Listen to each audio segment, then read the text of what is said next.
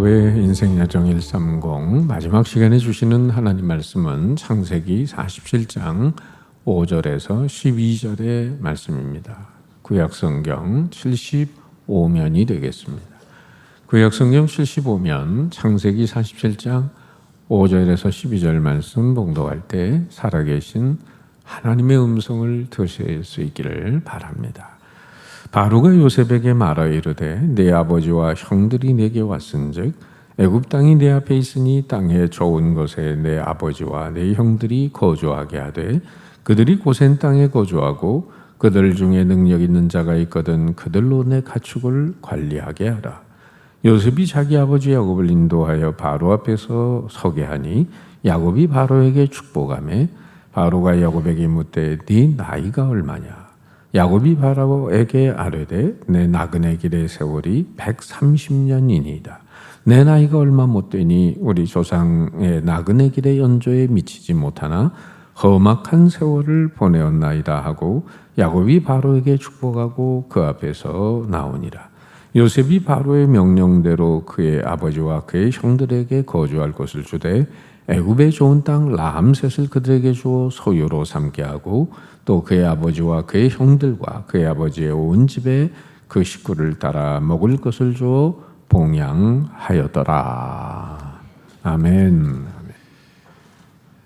스위스의 어떤 노인이 자신의 80년의 인생을 돌아보면서 지나온 세월을 계산해 보았다고 합니다.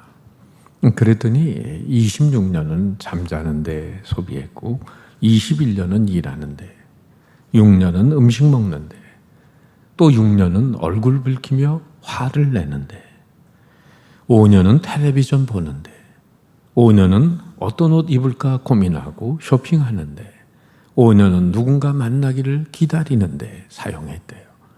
또 2년 반은 화장실에서 2년 반은 잡념과 잡생각을 하면서 일생 중 2년은 커피를 마시는 일에 1년은 전화 받는 일에 228일은 수염 깎는데 26일은 아이들 야단치는데 18일은 넥타이 매는데 80일은 코 푸는데 12일은 담뱃불 붙이는데 그리고 웃고 지낸 시간은 고작 46시간 뿐이었답니다.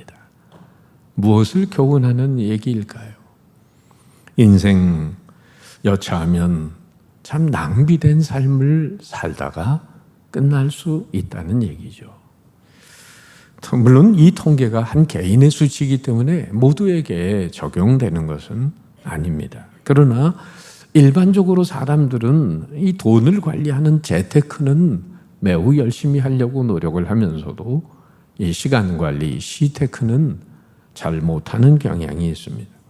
중요한 것에 시간을 사용하지 못하고 낭비하고 있는 시간들이 많은 것이 분명합니다. 짧은 인생에서 우리는 뭐가 소중한 것인지를 깊이 생각해 봐야 합니다. 왜냐하면 우리가 이 땅의 삶을 마치고 천국을 가게 될 때 우리는 우리가 이 땅에서 살아온 시간에 대한 모든 결산을 하나님 앞에서 하게 되기 때문입니다. 그래서 시간을 세 가지로 나누어 보게 되면 첫째는 우리 육체가 늙어가는 세월의 흐름으로 늙어가는 피지컬 타임, 즉 생리학적 시간이 있습니다. 그리고 두 번째는 사이콜로지컬 타임, 심리학적 시간이 있어요. 이 마음먹기에 따라서 시간이 길어지기도 하고 짧아지기도 하잖아요. 심리적으로 한번 생각해 보세요. 기다리는 시간은 느립니다. 두려운 시간은 빠릅니다. 비탄에 빠진 자의 시간은 깁니다. 기뻐하는 시간은 짧아요. 사랑하는 시간은 영원한 것 같아요. 병든 자의 시간은 지루합니다. 건강한 자의 시간은 바쁩니다. 같은 시간인데도 이렇게 달라요. 하루가 1000년 같기도 하고 1000년이 하루 같기도 한 거예요. 그리고 세 번째는 religious time, 신앙적 시간이 있습니다. 하나님을 믿는 믿음의 깊이에 따라서 그 시간의 의미와 길이가 달라집니다. 보람 있게 살고 기쁨으로 살고 감사함으로 살고 특별히 사랑함으로 사는 겁니다. 사랑하는 시간만 진정한 의미에서 의미 있는 삶의 시간일 수 있습니다. 또 섬기는 시간, 봉사하는 시간, 즐거운 마음으로 사랑하는 마음으로 섬기고 봉사할 때 그 의미는 점점 더 깊어집니다. 그러니까 시간을 창조하는 기술은 다른 게 아닙니다. 목적과 뜻을 분명히 해야 합니다. 순간순간 내가 이 세상에 존재하는 목적이 뭔가, 하나님의 뜻이 뭔가 나를 향한, 그리고 거기에 일직선으로 살아가야 합니다. 또 그리고 시간을 우리는 경제적으로 사용해야 합니다. 계획적으로 사용해야 돼요. 그러기 위해서는 우선순위가 뭔지를 알아야 돼요. 아무래도 다 할 수 없으니까 무엇이 먼저인가, 무엇이 우선인가, 무엇이 중요한가, 그래야 우선순위에 따라 시간의 의미를 아름답게 창조해 나갈 수 있는 거죠. 더불어 낭비의 소재도 막을 수 있습니다. 사도 바울은 우리가 적자 인생을 살지 않고 흑자 인생을 살기 위해서 이렇게 에베소서에서 권면합니다. 그런즉 너희가 어떻게 행할지를 자세히 주의하여 지혜 없는 자같이 하지 말고 오직 지혜 있는 자같이 하여 세월을 아끼라. 때가 악하니라. 그러므로 어리석은 자가 되지 말고 오직 주의 뜻이 무엇인가를 이해하라. 나를 향한 주님의 뜻이 무엇인가를 생각하고 그리고 세월을 아껴야 후회 없는 인생을 살지 않겠습니까? 언젠가도 말씀드렸지만 인생의 정의는, 제가 만든 인생의 정의는 인생이란 하나님이 출제하신 시험 문제에 정답 쓰는 과정이다 라는 말씀 드렸어요. 그런데 교수님이, 선생님이 출제한 시험 문제에 의도대로 답을 쓰는 게 아니라 제 마음대로 열심히 답을 쓴다고 해서 좋은 성적이 매겨지겠느냐 말이에요.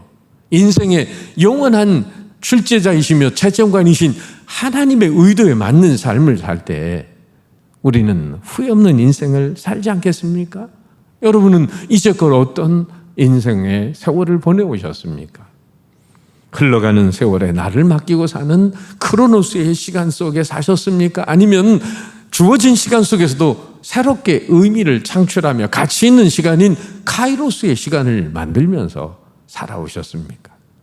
오늘 성경에는 자신이 살아온 생애를 회고하는 한 인물이 있습니다. 그는 다름 아닌 우리 시리즈의 주인공인 야곱입니다. 야곱은 12명의 아들이 있었는데 그 중에 제일 사랑하는 아들이 바로 사랑하는 여인 라헬이 낳은 11번째 아들 요셉입니다. 그런데 그 요셉이 양치는 형들의 안부를 묻으러 갔다가 짐승에게 물려 죽었다는 이 거짓된 소식을 들으면서 야곱은 가슴이 미어지는 슬픔을 안고 아픔의 세월을 보냈어요. 형을 속이고 아버지를 속였던 그 심은 대로 거두는 것이 훗날 아들들에게도 속는 뼈아픈 아픔의 시간을 겪게 됩니다.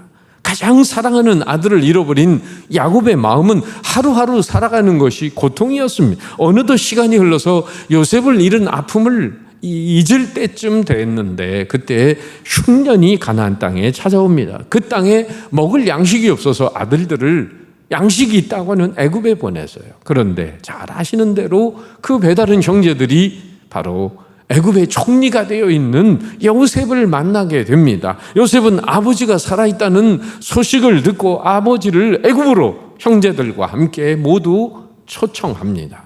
죽은 줄만 알았던 요셉이 살아있다는 소식에 야곱은 너무너무 기쁘고 모든 권속들을 데리고 애굽으로 내려갑니다. 요셉은 자기 아버지를 모시고 바로왕 앞에 인사를 시킵니다. 야곱이 바로왕 앞에 섰을 때 야곱이 바로왕을 축복하자 이렇게 바로왕이 물었습니다. 네 나이가 얼마냐? 그럴 때 야곱은 이렇게 대답해요. 9절에서 내 나그네 길의 세월이 130년이니이다. 내 나이가 얼마 못 되니 우리 조상의 나그네 길에 연조에 미치지 못하나 험악한 세월을 보내었나이다. 야곱은 평범한 사람 같아도 이 한마디 한마디에 인생의 중요한 교훈을 담고 있습니다. 이 고백은 인생이 산다는 것이 도대체 뭔가라는 중요한 의미를 우리에게 줍니다. 야곱의 생애는 이 구절의 고백을 통해서 보면 두 가지로 요약이 됩니다. 첫 번째는 나그네 길의 세월이었다. 이 야곱이 내 나그네 길의 세월이 130년입니다. 이 말을 자세히 살피면 내 나그네 길의 세월이라는 이 의미를 다른 뜻으로 말하면 나는 순례 여행객입니다. 야곱은 이 세상을 순례 여행이라고 보았고 나그네 길이라고 보았어요. 야곱의 이러한 고백은 그 신앙을 표현하는 말로 이 땅이 영원한 것이 아니고 언제든 우리가 돌아갈 진정한 하늘 고향의 천국을 믿는 확신에 찬 믿음이 그 고백 속에 엿보여지는 것입니다. 히브리서 기자는 히브리서 11장 13절 14절에서 믿음의 조상들이 어떤 길을 걸었는지 고백하잖아요. 우리 같이 한번 읽어볼까요? 시작. 이 사람들은 다 믿음을 따라 죽었으며 약속을 받지 못하였으되 그것들을 멀리서 보고 환영하며 또 땅에서는 외국인과 나그네임을 증언하였으니 그들이 이같이 말하는 것은 자기들이 본향 찾는 자임을 나타냅니다. 사도도 베드로전서 1장 17절에서 이런 말을 합니다. 외모로 보시지 않고 각 사람의 행위대로 심판하시는 이를 너희가 아버지라 부른즉 너희가 나그네로 있을 때를 두려움으로 지내라. 이 땅에 지나가는 삶을 정말 두렵고 떨림으로 구원을 이루며 살아가야 한다고 권면하죠. 나그네라는 이 말을 헬라 원어로는 파라피데모스, 임시로 거주하는 사람이라는 뜻입니다. 본래 고향이 따로 있으면서 얼마 동안 타향에 임시로 머무는 사람을 말하죠. 우리나라에 와 있는 외국인들도 다 임시로 머무는 사람들이죠. 우리 또한 외국에 여행을 가도 임시로 머무는 사람들입니다. 그러나 엄격한 의미에서 우리 인생 모두는 나그네입니다. 왜냐하면 이 땅에 임시 거주자들이기 때문입니다. 영원히 이 땅에 거하지 못합니다. 언젠가 이 땅을 떠나야만 합니다. 영원한 나라를 향해 나가야 합니다.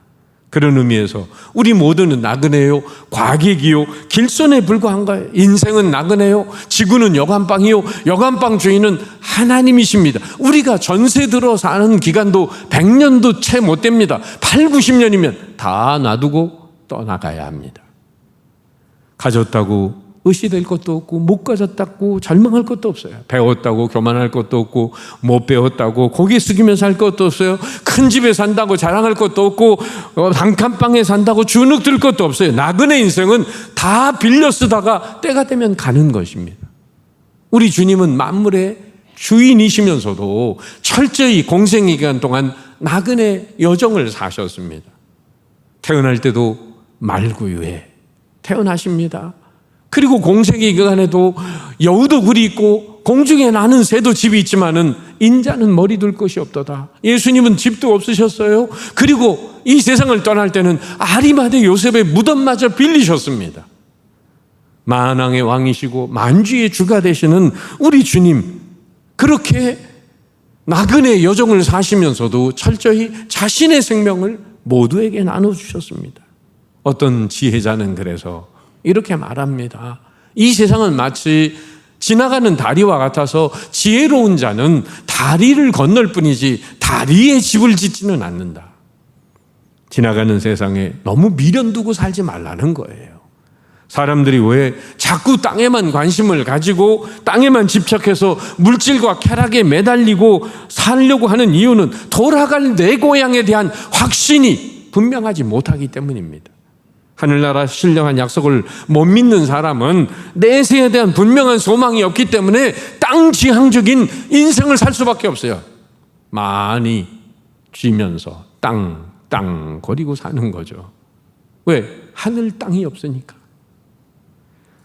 어떤 사람들이 친구들이 모여가지고 서로 누가 싼 동네에 사느냐 하고 그렇게 유머로 핀잔을 줬는데 강남에 사는 친구가 강남 일원동에 사는 친구를 만나서 하는 말이, 일원동이면 제일 싼 동네 사는구만 하고 이렇게 놀려댔더니 그 일원동에 사는 친구가 저 송파에 가면 삼전동이라고 있어. 3전짜리도 있다고. 그랬더니 삼전동에 사는 친구 보고 삼전동보다 싼 데는 없겠지. 그랬더니 웃으면서 하는 말이 저 노원구가 있잖아.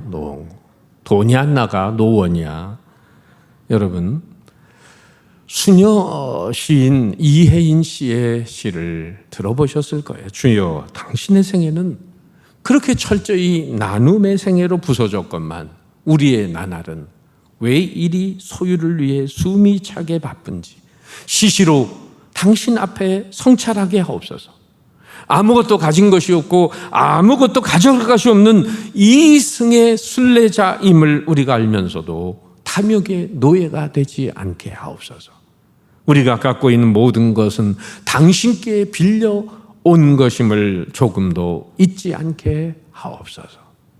사도 베드로도 베드로전서 2장 11절에서 이렇게 권면합니다. 사랑하는 자들아, 거류민과 나그네 같은 너희를 권하노니 영혼을 거슬러 싸우는 육체의 정욕을 제어하라. 지나가는 나그네 인생인데 뭐 그렇게 탐욕과 정욕에 매여 살려고 하는 거냐? 여러분, 천상병 시인을 기억하십니까? 욕심 없이 세상을 살다가 가신 분인데 가난하게 살았지만 마음만은 부자였어요. 그가 쓴 귀천이라는 시가 있는데 이 시에서 그분은 세상살이를 우리 이재용 목사님이 잘 쓰는 용어처럼 소풍으로 그렇게 묘사를 했어요. 한번 제가 읊어보면 나 하늘로 돌아가리라. 새벽빛 와 닿으면 쓰러지는 이슬 더불어 손에 손을 잡고 나 하늘로 돌아가리라. 노을빛 함께 단둘이서 기슭에서 놀다가 구름 손짓하면은 나 하늘로 돌아가리라. 이 세상 소풍 끝나는 날 가서 아름다웠다고 말하리라. 아름다운 여행은 마음에 그리는 목적지가 있을 때 가능합니다. 우리는 나그네입니다. 이 세상 사는 동안 소풍 나온 유치원 어린아이처럼 산다면 우리는 인생길을 참 멋지게 살 것입니다. 소풍 가는 사람처럼 욕심 부릴 것도 없고 싸우거나 다툴 일도 없이 사는 거죠. 인생은 나그네요. 우리의 연세는, 인간의 연세는 나그네 길의 세월입니다. 우리가 이 세상 사는 것은 하룻밤 장막에 머무는 것과 같고 여관에 머무는 것과 같은 거예요. 우리 인생은 한정되어 있어요. 이 땅은 영원한 처소가 아닙니다. 영원한 본향이 성도들에게 주어져 있음을 바라보면서 살아야 합니다. 우린 이 땅에서 외국인과 나그네이므로 영원한 하늘 본향을 그리워하면서 이 땅을, 그날을 준비하는 오늘을 살아야 될 줄로 믿습니다. 야곱의 고백처럼 내 나그네 길의 세월이 130년이니이다. 야곱은 자신의 생애를 첫 번째 나그네 길의 세월이라고 묘사하면서 또 하나 바로 앞에서 험악한 세월을 살았다고 고백합니다. 험악한 세월이란 시련과 고통의 세월을 말하죠. 부정적인 의미에서는 그만큼 고통이 많았다는 거지만 긍정적인 의미에서는 하나님의 은혜가 많았다는 거예요. 이렇게 야고보의 말은 과장이 아닙니다. 돌이켜보면 야고보는 한평생 고통스러운 세월을 살았습니다. 그 조부 아브라함도 아버지 이삭도 야곱만큼 고생하지 않았어요. 형에게 장자권을 속여 빼앗은 날부터 인생의 쓰디쓴 일들이 그에게 밀어닥칩니다. 쭉 제가 한번 열거해보면 먼저 생명을 부지하기 위해 아버지 부의 집을 떠나야 되는 도망자 신세로 전락합니다. 두 번째, 사랑하는 아내를 얻기 위해 14년이나 긴 머슴살이를 하는 고통을 지내야 했습니다. 세 번째, 간교한 장인으로부터 품삯을 10번이나 속임을 받는 아픔을 당합니다. 네 번째, 외동딸인 디나가 이방인 추장에게 욕을 당하는 슬픔을 겪게 됩니다. 다섯 번째, 그 일을 복수하기에 아들들이 무자비하게 안갚음한 것 때문에 생명의 위협을 다시 받게 됩니다. 여섯 번째, 무려 14년이나 고달픈 머슴살이를 수일같이 여기면서 사랑했던 라헬이 베냐민 12번째 아들을 낳다가 세상을 떠나는 아픔을 겪게 됩니다. 일곱 번째, 그 라헬이 낳은 11번째 아들 요셉이 죽은 줄만 알고 22년의 세월을 가슴을 졸이며 지냈습니다. 그리고 장자 8번째 루벤이 아비의 침상을 더럽혀서 아버지의 첫 비라에 그와 간통을 하는 폐륜도 보았습니다. 그리고 그동안 9번째 그 기근 속에서 온갖 두려움과 불안을 맛보기도 했습니다. 이 모든 일을 생각하면 야곱은 고통스럽고 쓰리고 아픈 불행의 세월을 보냈습니다. 험악한 세월을 보낸 거예요. 우리가 잘 아는 의인 중에 고통 많은 욥은 이렇게 고백합니다. 사람은 고생을 위해 난나니 불꽃이 위로 날아가는 것 같으니라. 욥기 13장 1절 여인에게서 태어난 사람은 생애가 짧고 걱정이 가득하며, 시편 기자는 고백합니다. 우리의 연수가 70이요 강건하면 80이라도 그 연수의 자랑은 수고와 슬픔뿐이요. 사도 바울도 사도행전 14장 22절에서 이렇게 말합니다. 우리가 하나님 나라에 들어가려면 많은 환난을 겪어야 할 것이라. 여러분, 이런 말씀을 대하면서 무슨 생각이 드세요? 정말 고난은 벗을 수 없는 은혜의 갑옷이라고 생각이 안 되십니까? 우리가 사는 이 세상은 고난의 세상일 뿐만 아니라 인생 자체가 고난이라는 겁니다. 왜 울면서 태어날까? 웃으면서 태어나면 징그러울까 봐. 하하하 하고 태어나면 징그럽겠죠? 아이가 앙 하고 태어나는 것, 환난 많은 세상에 태어났구나. 왜 이렇게 인생은 고통이 많을까요? 인간 세계에 죽음이 찾아오고 고난이 찾아오는 이유는 인간의 죄 때문입니다. 그러나 이 세상에 고난이 많은 것은 또 다른 의미가 있어요. 만일 인생이 전혀 고통을 모르고 즐겁고 평안하고 마냥 행복하기만 한다면 그 누가 하늘나라를 사모하겠습니까? 이 세상 평안히만 살려고 하지 않겠어요? 그래서 안 되겠으니 이 고통스러운 세상에서 영원히 살 생각하지 말고 영원한 하늘나라를 사모하며 준비하며 살라고 하나님은 이 세상에 빛도 지으시고 어둠도 지으시고 환희도 지으시고 그리고 고난도 지으셨다는 것입니다. 가끔 연주회 같은 데 가보면 오케스트라 연주가 하기 전에 여러분 특별히 현악기, 바이올린 주자들이 이렇게 조율을 해서 맞추는데 낑낑낑낑 소리가 계속 나잖아요. 뭐 듣기 좀 거북합니다. 그런데 무슨 줄 끊어지라고 팽팽하게 당기는 게 아닙니다. 그 줄을 팽팽하게 당겨야 아름다운 선율이 나타나는 거예요. 자, 바로 느슨하게 풀려 있으면 제 소리가 안 나는 겁니다. 사람도 마찬가지예요. 몸도 정신도 바짝 긴장을 시켜야 아름다운 삶의 파장이 일어납니다. 느슨하면 썩어버립니다. 사람이 잘못되면 아무짝에도 쓸모없어요. 50대 중반이 됐는데도 성범죄가 돼서 발에 팔찌를 끼고 그리고도 또 여성들을 폭행하는 파렴치한 모습들을 좀 보세요. 인간이 타락하면 어디까지 전락할 수 있는지 말이에요.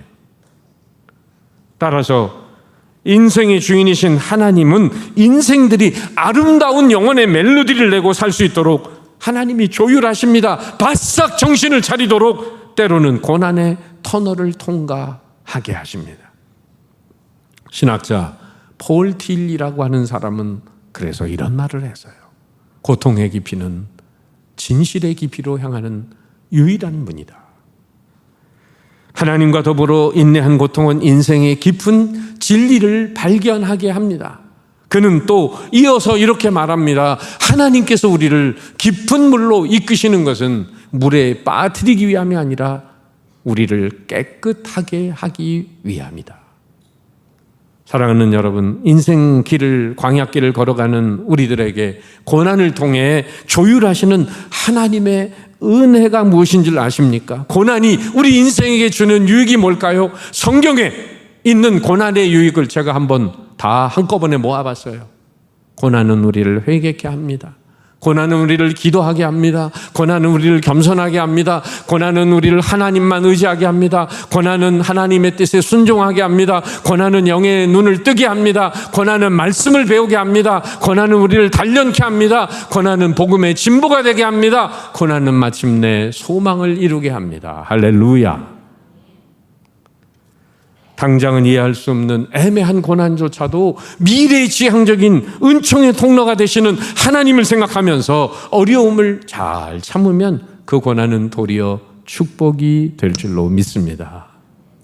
야곱은 130년 험악한 세월을 살았다고 수레했습니다. 환난과 슬픔이 너무도 많은 생애였습니다. 그러나 야곱이 당한 환난은 하나님이 그를 통해 영광을 받으시기 위해 연단하시기 위한 하나님의 성화의 한 방편이었습니다. 야곱은 인생의 거친 들에서 모질게 부는 환난의 비바람을 맞이하면서 하나님의 은혜를 체험합니다. 하나님의 그 축복의 통로로 열방 회복의 비전의 그릇으로 빚어집니다.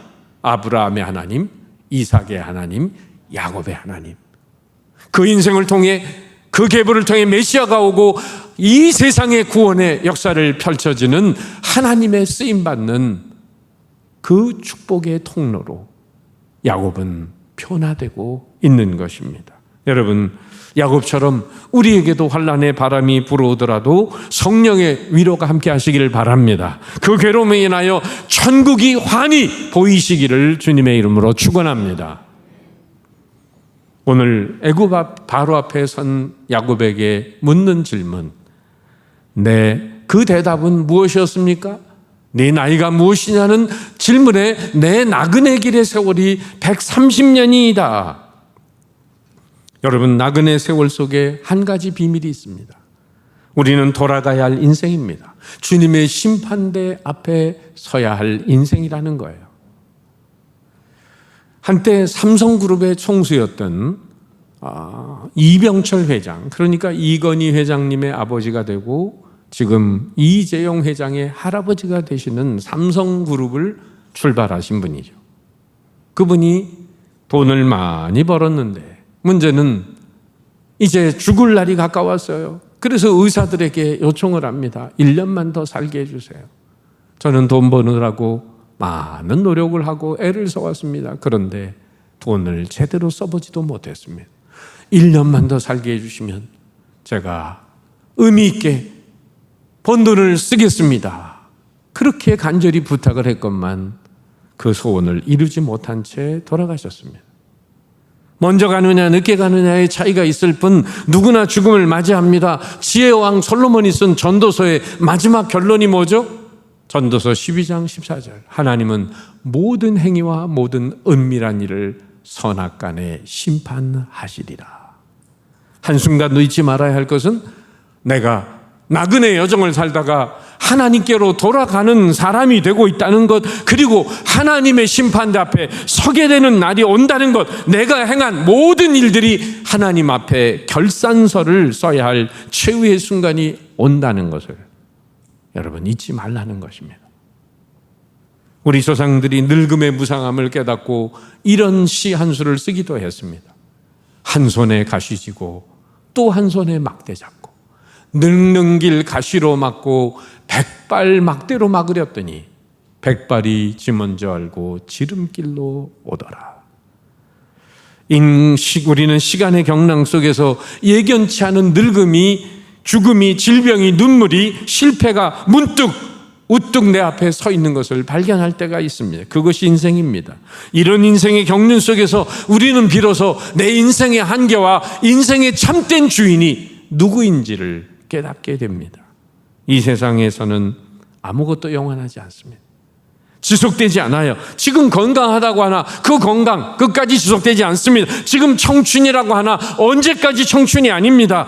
많은 걸 가졌다고 하나 그 소유도 다 내 곁을 떠납니다. 수위에는 주머니가 없습니다.